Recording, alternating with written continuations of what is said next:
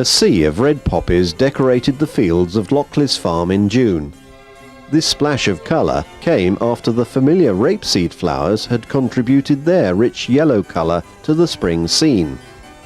This view was taken at Digswell, looking towards the railway viaduct. But pressure is on to change this scene forever. In November, Railtrack put on an exhibition at the Pavilion on the playing fields. Displays showed the various schemes that were under consideration to widen the railway from 2 tracks to 4 through Digswell and Mardley Hill. We spoke to representatives from Railtrack and their consultants over Arup and Partners. We looked at all the issues and identified what all the constraints are in the area, which are many in this tight, compact corridor. And from that, look at tease out the balance, and from that identified preferences which have resulted in how we've established the preferred option that we've got at the moment. We've just published our proposals. Now there's going to be a period of consultation and refinement of the option that we've chosen. But this is the first information that local people have in some detail of what we're proposing. The final scheme has yet to be decided upon, but one house owner in Robbery Bottom Lane is already feeling the effects of the proposals. We live on Robbery Bottom Lane, right literally next to the viaduct on the bridge, and so we are quite affected. And of course, conveniently, it's one of the properties that Railtrack either doesn't need to touch, or because our house is actually on the market anyway. So, with all due respect to the local residents, we're trying to move out through work and family commitments. You know, we're not that materialistic in terms of we need our property to be worth X or Y. Right. It's the fact that we can't even sell it. You Yeah. know, so yes, you can take 50 grand off it, you can take 100,000 off it, but we're not even getting what I call cheeky offers in terms of the fact that nobody even wants to put an offer in. Whatever decisions are made, these scenes are likely to look very different in a few years' time. Britain's first mainline diesel-electric locomotive was the Deltic, and a historic run of this powerful locomotive passed over the Digswell Viaduct and through Welwyn North Station in May.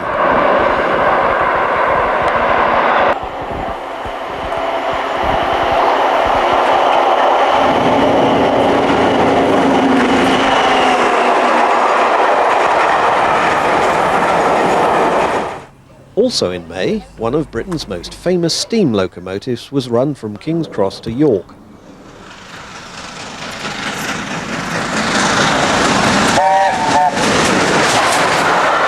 Designed by Sir Nigel Gresley, this A4 Pacific locomotive was named after him.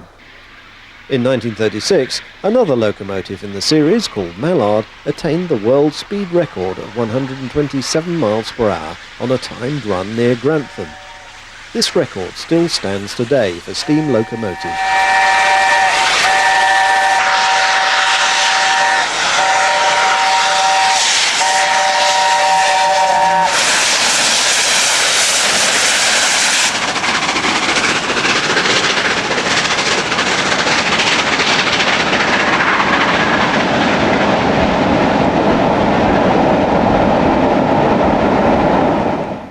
In July, another popular excursion for steam enthusiasts passed through Welwyn North.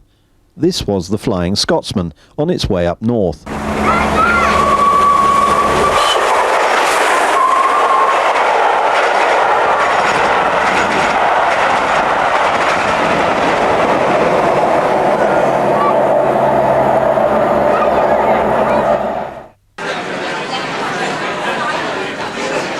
In January, there was a colourful gathering at the Woolmer Green Hall. The event was a farewell party for St Mary's rector Geoffrey Tristram. He was leaving Welwyn to take up a new ministry with the Society of St John the Evangelist in Massachusetts, USA. The party theme was very American, with stars and stripes and a huge variety of fancy dress. Eric Paver had assembled the abundance of talent from the St Mary's congregation and produced a show that will be remembered for years to come.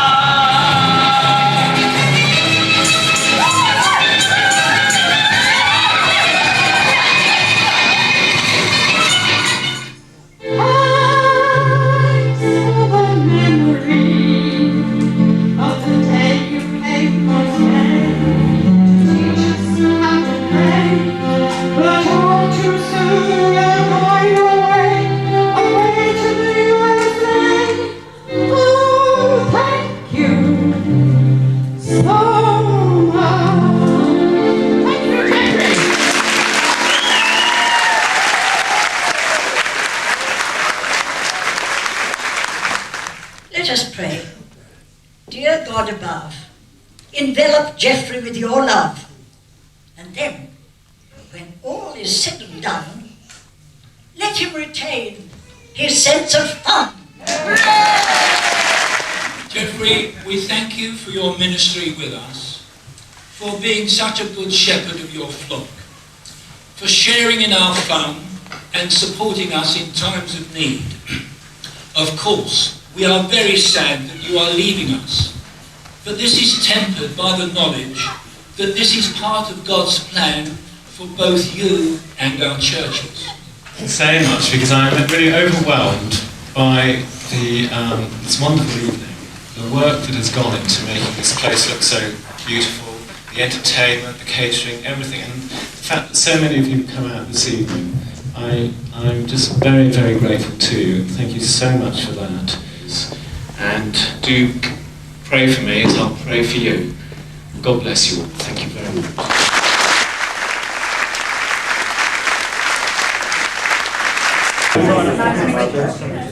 27th April 1999, and the first public meeting of the Welwyn and District Local History Society.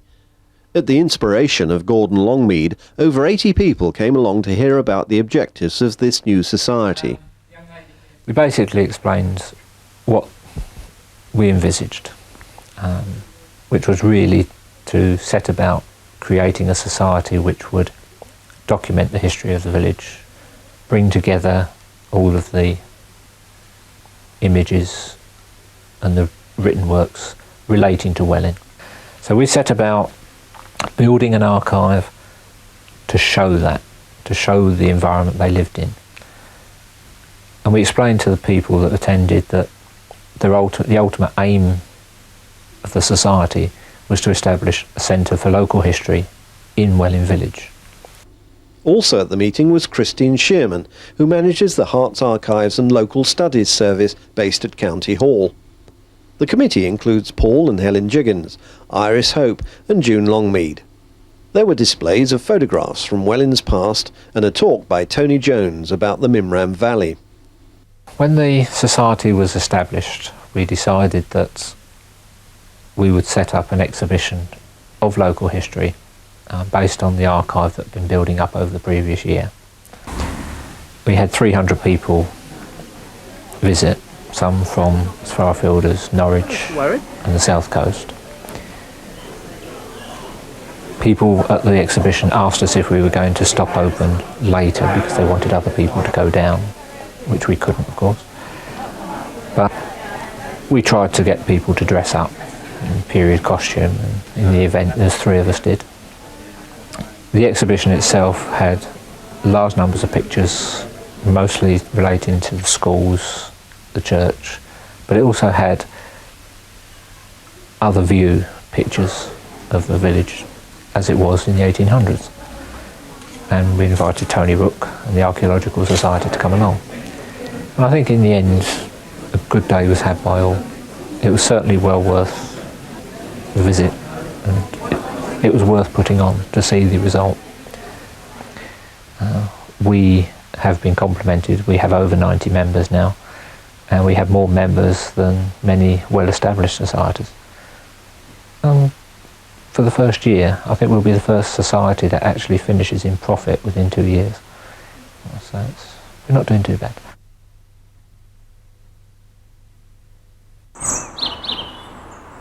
A bright Sunday morning in spring and an unusual gathering at the farther end of Church Street. Tony Rook, Jerry Lark and Brian Scott were replacing a newly refurbished milestone that had suffered at the hands of the builders working on the Crest Homes estate. The original cast iron milepost was made in 1834 by the Welwyn Turnpike Trust and had stood by the road in Welwyn telling travellers that London was 25 miles to the south and Stevenage was 6 miles to the north. During recent house construction work, the milestone disappeared, but by chance Mr. and Mrs. John Stanley discovered it, broken in pieces near their home. So when did you first find it? Well, one day I saw it all broken and smashed up outside. I think I heard a bang one night, it was a massive bang, and then I think the next day I went to have a look and saw the sign lying in pieces. And I wondered what to do with it. And someone said you can't weld cast iron. So I gave up, left it in a pile, and then Tony Rook came down one day when my wife was there. It's nobody's responsibility. That's really the problem. These things were put up, well, they were put up in 1834, I now discovered, I've just discovered before, and obviously they were maintained. One time they meant something, and then slowly they've meant less and less, until in the end, they're nobody's responsibility. I tried to get all sorts of people to do something, and everybody shrugs their shoulders and says not. Jerry Lark came forward and said he would do the welding. And really, most of the work's been his. I mean, all we've done is acted as, what should we say, I'm the man who wrote all the letters. Had to, well, obviously sort out all the pieces, shot blasted them, feed all the, both sides for welding, cast iron welding. Had to preheat them. It was quite a job, really. Sponsorship came from Quantum Edge, whose managing director, Julie James, is secretary of Welwyn Hall Management. After some energetic digging by members of the Archaeological Society, the milestone was set in its rightful place.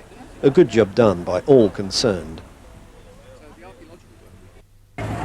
Welwyn Festival Week, and the market is doing brisk business with many local societies presenting their activities and produce.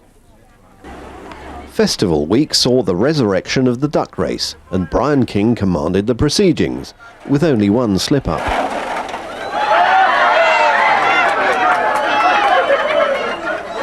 The course was rather a short one this year, from the High Street Bridge to the end of the car park. So, as the river was flowing reasonably fast, it was all over a bit quickly. One.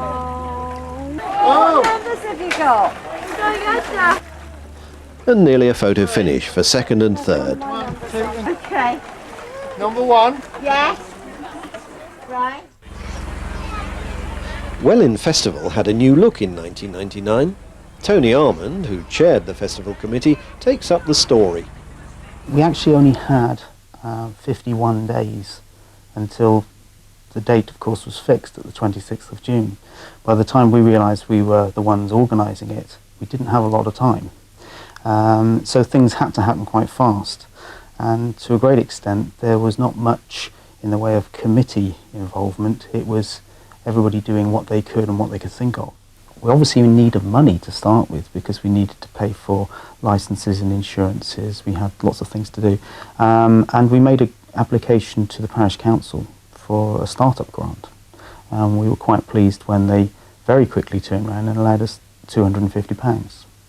But somebody mentioned Singler's Marsh at this meeting, and we pursued that with the district council, and they kindly allowed us to use it.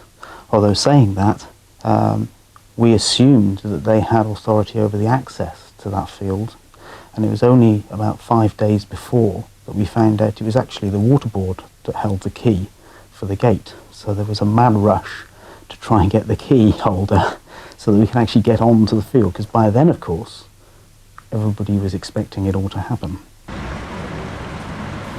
Chris Thompson and Andy Trotter have been down in the village putting balloons up in the high street, and people like Kate Rook, who were there to help, and others were turning up on the field most of the morning. Husbands and wives were supporting our team as well, so they were all there. And the tents were going up, people were turning up with their cars and offloading their equipment.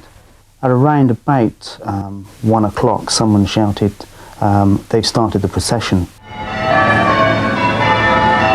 But Linda Dobbs was bringing the procession down. It's a walking procession, which was followed by the Macmillan steam lorry and preceded by the fire engine.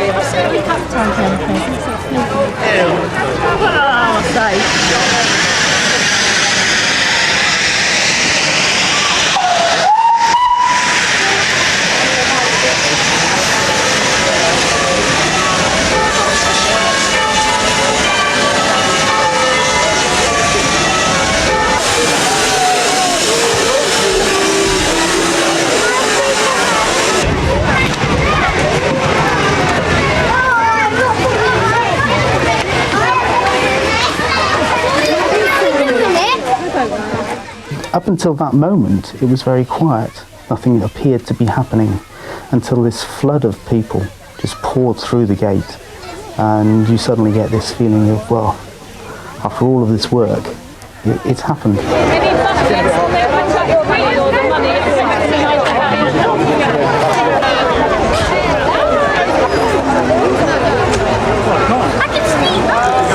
Then, of course, you think, well, hang on, we haven't finished yet, because the whole day's got to go, it's got to run properly. And it's then that you suddenly find out that the generator for the band won't start. Things like that were going on all the way through the day. People were coming up and asking who's doing this or where's such and such. And so you're on your toes all day long.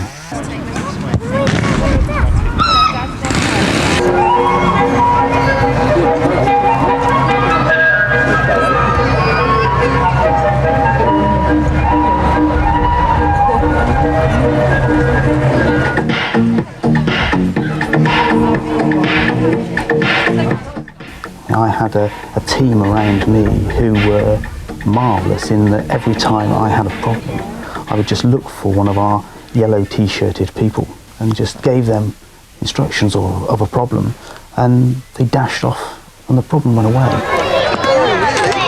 We probably overdid it because we had one of the hottest days of the year. And in fact, to the extent where one of the attractions that we'd arranged, which was the Falcons display, it was really too hot for the birds, and one or two of the birds suffered. Thankfully, nothing too bad. Right, he does. They get a pop on the head. Bigos! Come on! Bigos! No. Ladies and children, will you come and give me a hand after the tug of war?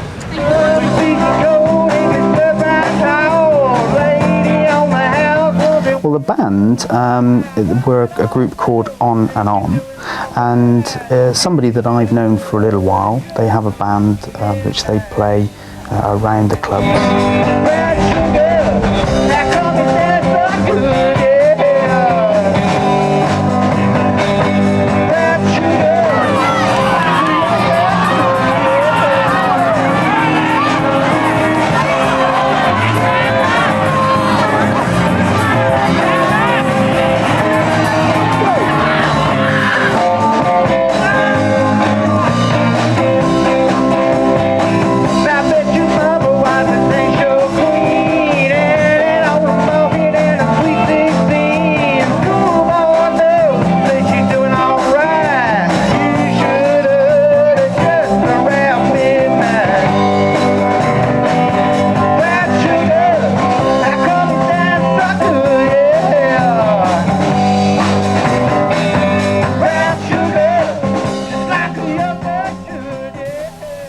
Was asked what's happening about the raffle, and you suddenly realise what the time is. Got up on the stage and announced the raffle prizes. Okay. M. Hearn to August Rise. We had a programme made. It was a very simple programme, very amateurish programme, but it also doubled as a prize ticket in a prize draw. And Tony Dobbs, who worked at the Diamond Garage, arranged for us to have an MGF sports car for a weekend. And as it was, the lady who won the sports car didn't even know that her ticket had been pulled out. It's a green ticket, it's 517. There's no name on the back. Yeah. Is that you? Yeah. Well, you've got the car, if that's what you want. Said, do you want the sports car for the weekend? She said, beep, beep, beep. Yes. And before you know it, the whole day's over.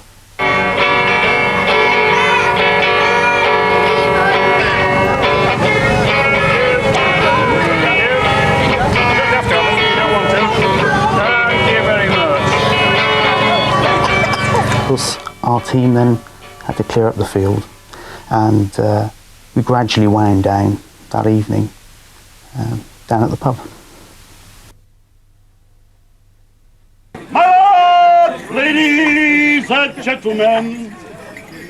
Hello. The White Horse in Mill Lane was the venue for some traditional song and dance during Festival Week. The St Albans Morris men entertained with their dance routines, and this is Harry the Hart, who livened up the audience.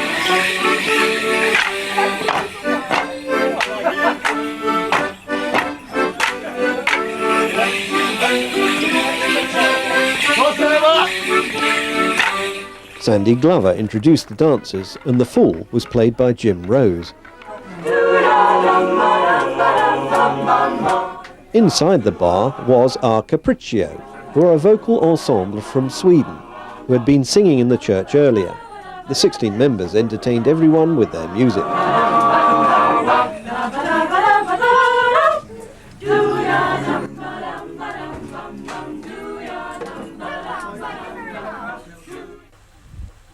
Welwyn now has a cricket team after a break of 5 years. Richard Hill has got the new team together, and it includes many of the members who last played in 1994. This match was in June, and Welwyn played Codicat. The old rectory at Hobbs Hill is now owned by Francesca Wheel, who is an architect.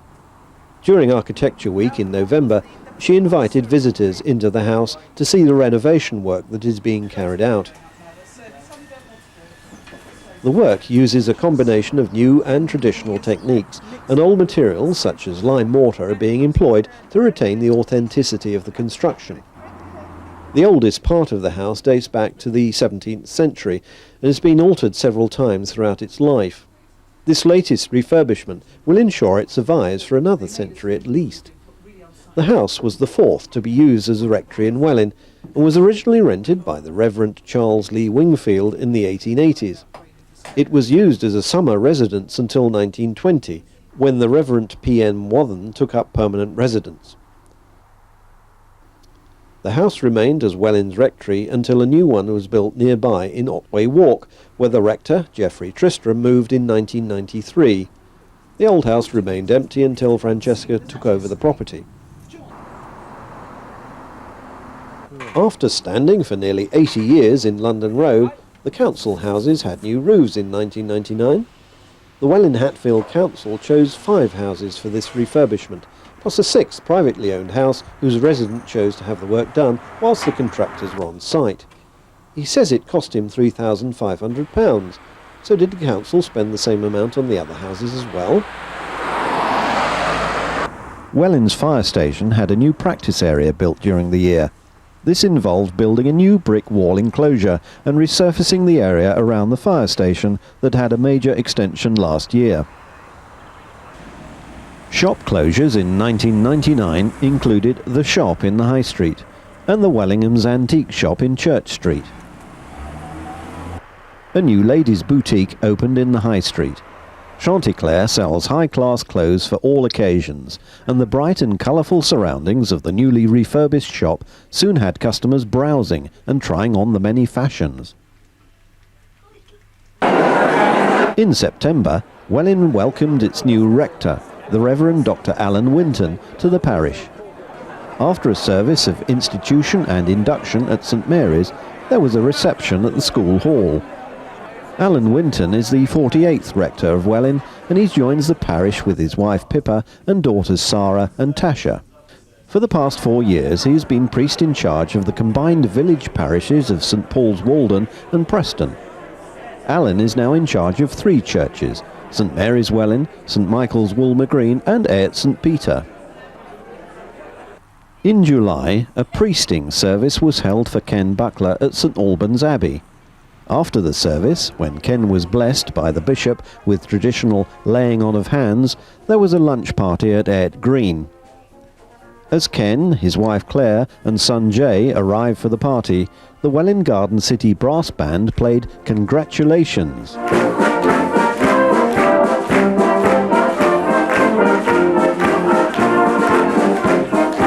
Kirsty Wainwright has made a cake with the figure of Ken as a Cornish fisherman with lobster pots and fishing boat. A special party was held for Dr. Roger Aubrey, who was retiring after 29 years at the Bridge Cottage surgery. Many of his colleagues and friends attended, and there were speeches and presents. Dr. Aubrey said, "I've enjoyed my time working at the surgery, which is in a very pleasant part of the world." He was presented with a leaving cake, which represented a part of the anatomy that the doctor specialised in. Great fun was had by all. Early in 1999 there was work in progress in Church Street. This newly refurbished building was being turned into a new veterinary practice. In March, Stephanie Ryder-Davis opened the Mimram Veterinary Centre and became the first vet that anyone can remember to practice in the village. The premises, which was a former police station many years ago, has a bright white coat of paint, and local pet owners were soon arriving at the reception area. A few poorly pets were waiting to be tended when our cameraman was filming. Stephanie decided to be a vet when only 6 years of age, and she studied at Bristol University. Last year we told of the proposed memorial garden in St Mary's churchyard, and during 1999 the work was put in hand. The old Winfield font that had been refurbished by Vicky Green became a centrepiece for a paved terrace with seating to the rear of the church shroud. The project was inspired by Maisie Moggridge, who wished to create a lasting memorial to all those who lay in the churchyard, and this includes the ashes of her late husband George. The memorial garden is now a quiet area where people can sit and contemplate the surroundings. Friday the 8th of October 1999, and St Mary's school children parade down the high street and gather at the church. They're dressed in a great variety of costumes that represent the history of the past 250 years. That is how long Welwyn has had a primary school. A Thanksgiving service was given by the Bishop of Hertford, and a birthday cake duly cut by 2 of the pupils. One was the oldest in the school, Ashton Desenthal, who is 11, and the other, the youngest, Kynan Salon, who is 4.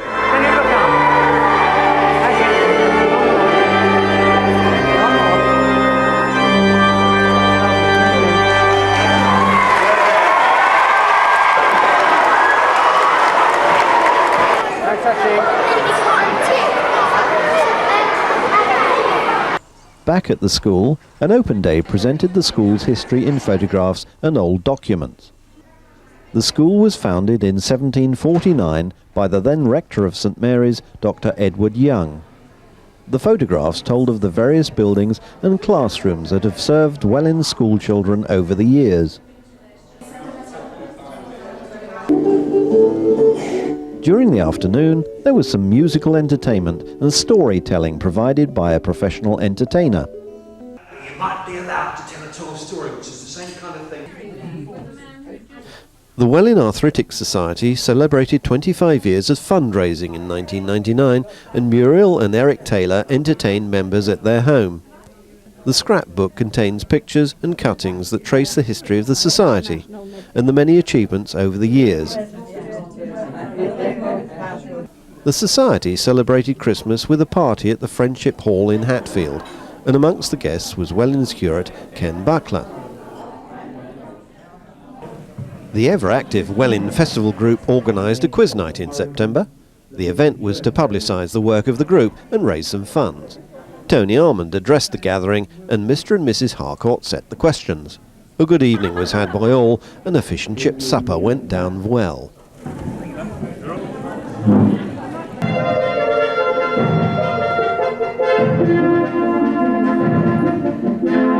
It was race night at Danesbury Hospital. The races were on video, and the Welwyn Film Record Society provided the projection facilities. Alan Toms organised the betting, and there was considerable excitement as people watched their horses win or lose. There were bottles of wine for the lucky winners, and a fish and chip supper ended the very successful evening.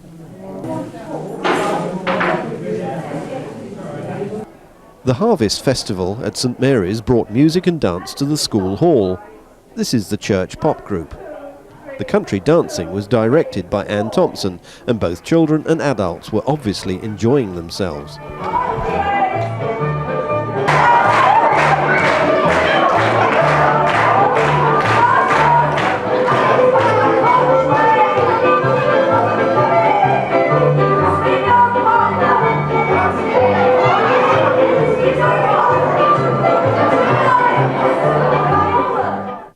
These scenes of Welwyn were taken on Friday, December the 31st, New Year's Eve, and the last day of both the 20th century and the second millennium. The village had its usual well-cared-for look, and as the evening grew closer, the residents prepared for the celebrations to come, each in their own way. There was no collective celebration, and during the evening the high street was generally quiet. Inside the pubs, people ate and drank and enjoyed themselves. There was a private open-air party behind the Danesbury charity shop, with a few youngsters out on this reasonably mild winter's evening. Fireworks banged behind St Mary's Church, and as the clock struck midnight, the bells rang out to greet the 21st century.